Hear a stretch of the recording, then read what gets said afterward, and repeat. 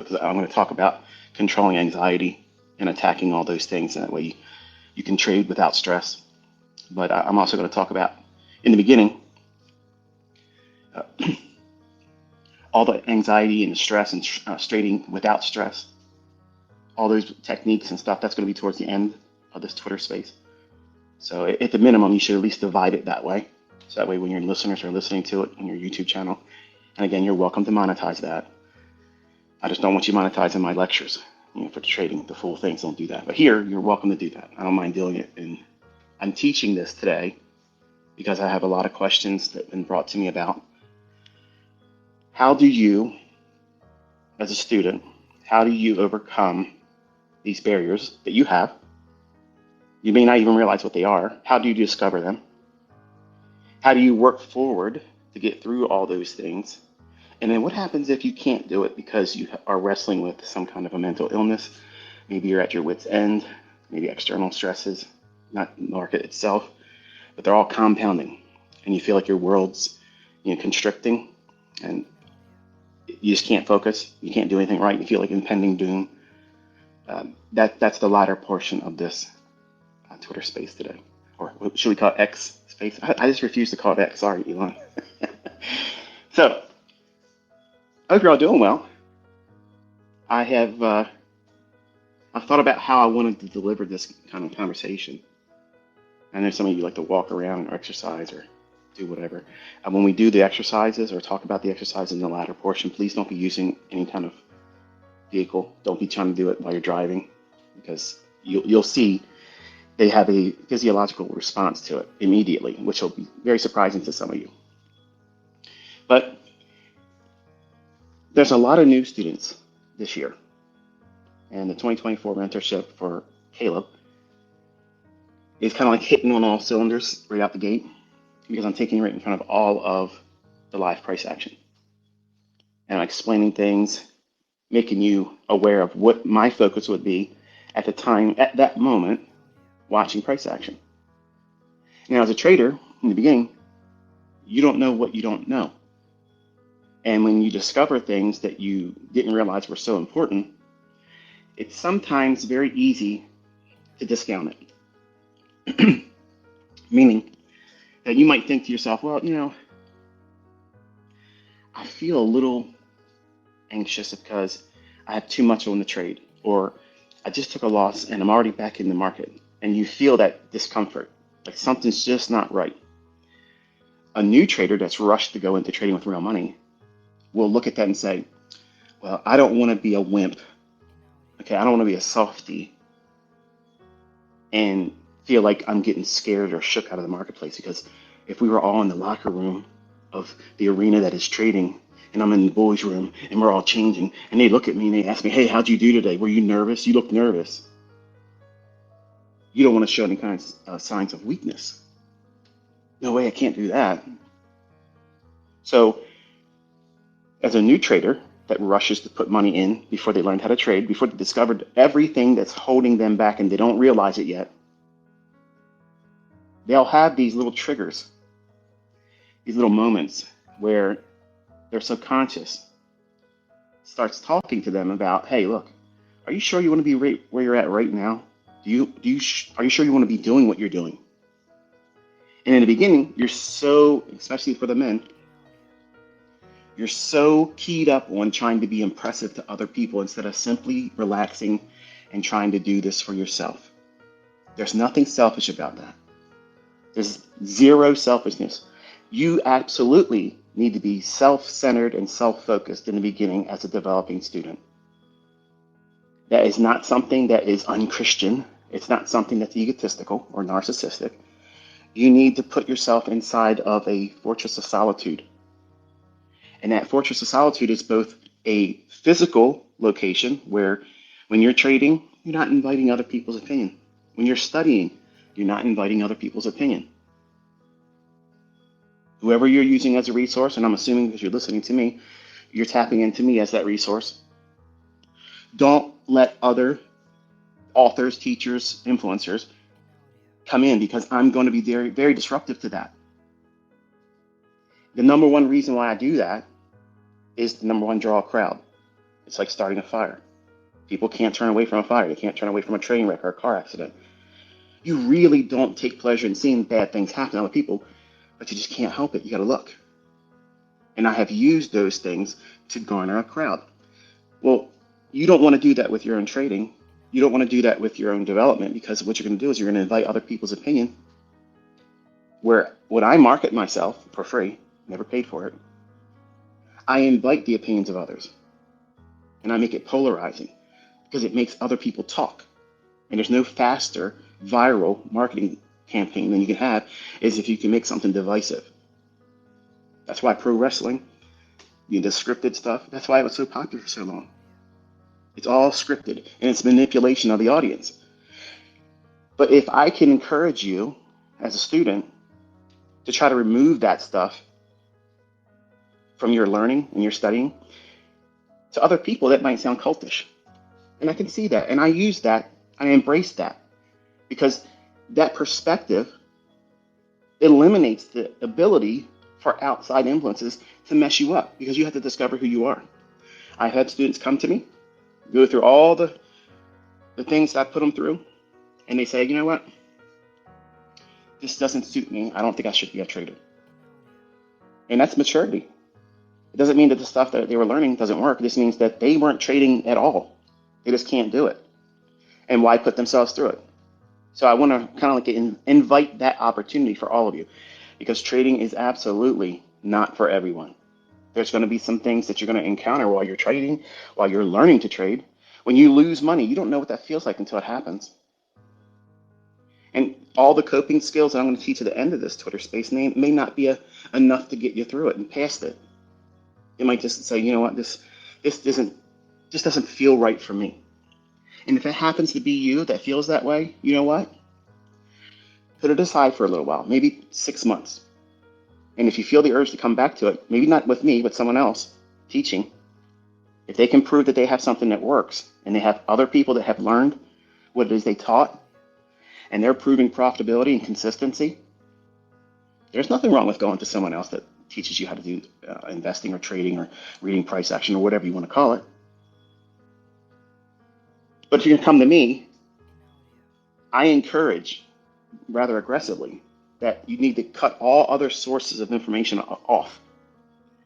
Because in my group, we're known as very, very confident, pompous, egotistical, narcissistic.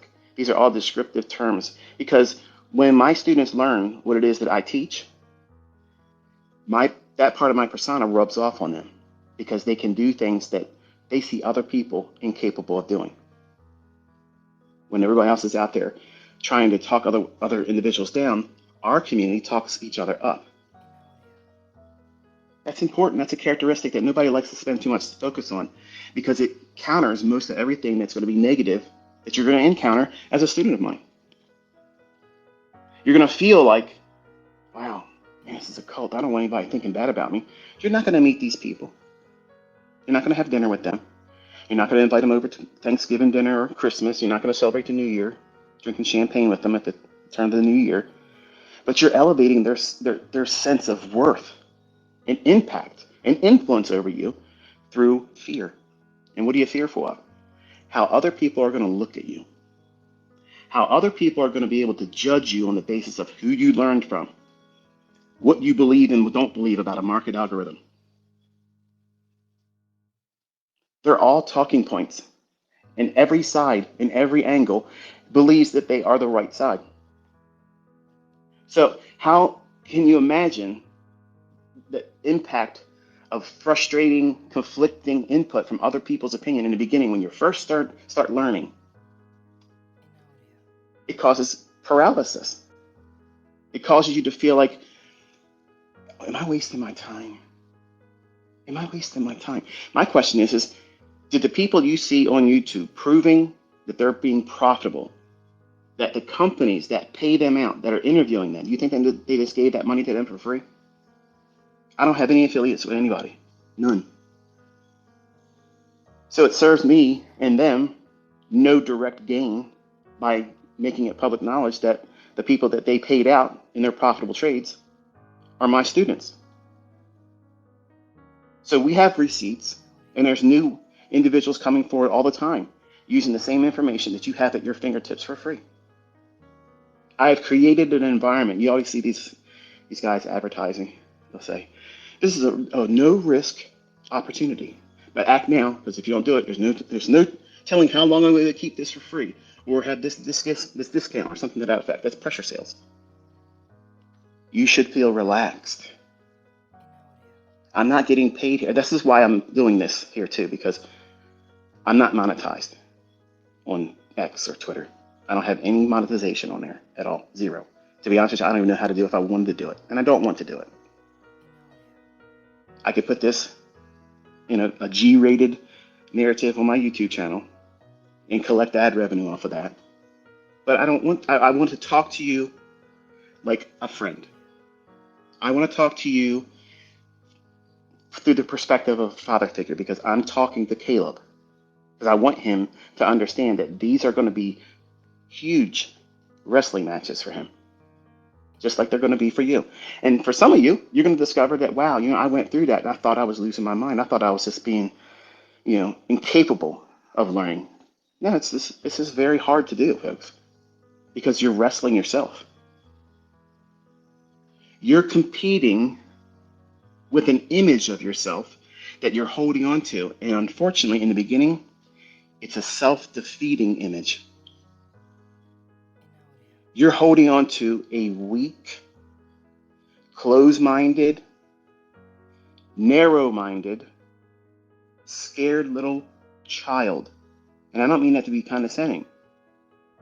You're trying to protect the inner child of yourself from losing money, from being embarrassed. Oh, these people said that they learned from ICT, they're cultists, they're brainwashed, they're whatever. The list is going on and on and on, okay? If you're considering all those things as outside influences, all you have to do is test the stuff I'm teaching for free. All you have to do is sign up to a live stream when I'm doing it and listen to me explain what Price is doing. And then you think to yourself, wow, there's something here. Like, I can see this guy knows what he's talking about, and the market's behaving as he's describing it. Those are the things you're supposed to be focusing on. The evidence, the proof. Don't let my public antics for my own pleasure, because I love twisting the knife in other people that don't want to believe, or they deep down inside they believe, but they can't compete with us. They can't even compete. It's not even close. But I'm not here to ridicule them. I want them to listen to the same lectures that I'm giving to all of you. And if they can take something away from that helps them, then that's great. That's what I'm looking for. I'm not trying to kick anybody in the face. I'm not trying to put my boot on their neck, strangle their ability to be profitable or climb up as a pillar in the industry. It's not what I'm doing.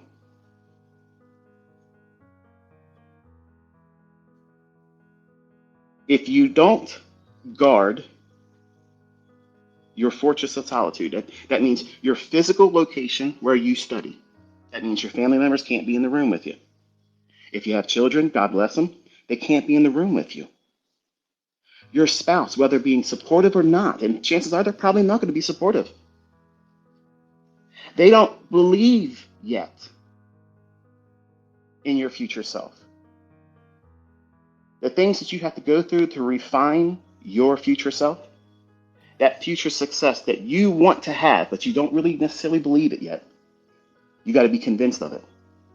And so many times, individuals in the last 5 or 10 years, they have this TikTok mentality. It has to be shown to you in 10 seconds, 30 seconds or less, or I ain't interested. And this is the part where if you're not willing to put yourself through what it is I'm describing, or if you look at those videos I have up there, 500 and some videos, and you think, man, I ain't got time for 500 videos.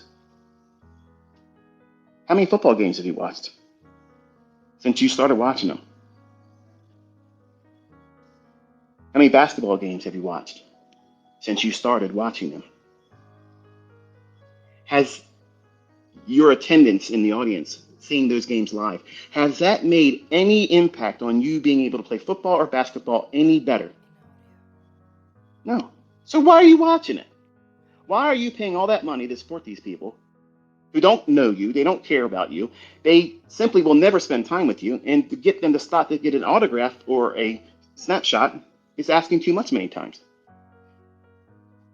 But you're willing to put yourself through all that stuff because it gives you what? A feel-good moment. Wow, this is awesome. Because you idolize these people. You idolize them. You lift them up. They're titans. And men want to be a titan. Don't lie. You're smiling right now because you know damn well that's the truth. You want to be a big shot. You want to be a big wheel. Someone everybody looks up to and says, man, I want to be like him. You have to have that same tenacity and driven passion in why you're trying to learn how to trade and put yourself in a fortress of solitude where you're not inviting other people. Don't let them influence it. And from an intellectual stance, your fortress of solitude is your journal.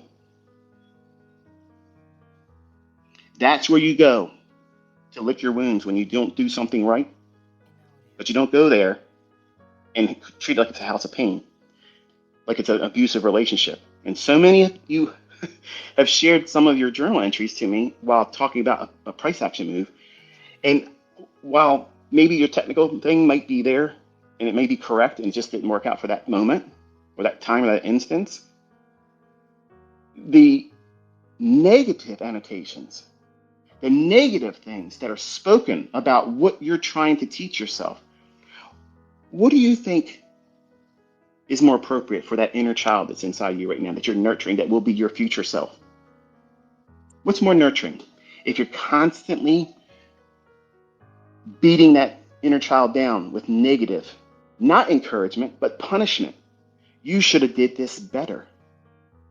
I should have learned this by now. This stuff never works. I don't know why I can't get this. This is so stupid. I need something easier. If you spoke to your child that way, do you think that child would grow up feeling good about themselves? Or would they have complexes and probably deep-rooted anger and anxiety? And you wonder why you're feeling those things. Because you're feeding it to yourself every day. You don't even realize it. You have no idea how often you give yourself something toxic and negative.